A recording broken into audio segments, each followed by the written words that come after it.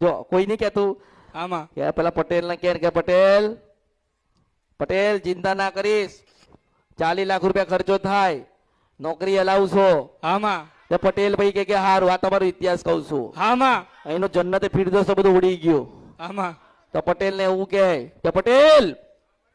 અરે પટેલ કે ચિંતા ના કર પેલા અધિકારી સાહેબ છે ને એની પાસે મારી ઓળખાણ છે પણ 40 લાખ રૂપિયા તો નોકરી હલાવશે આમાં અને નોકરી હલાવે નહીં પટેલ આમાં પટેલ. સાચી વાત છે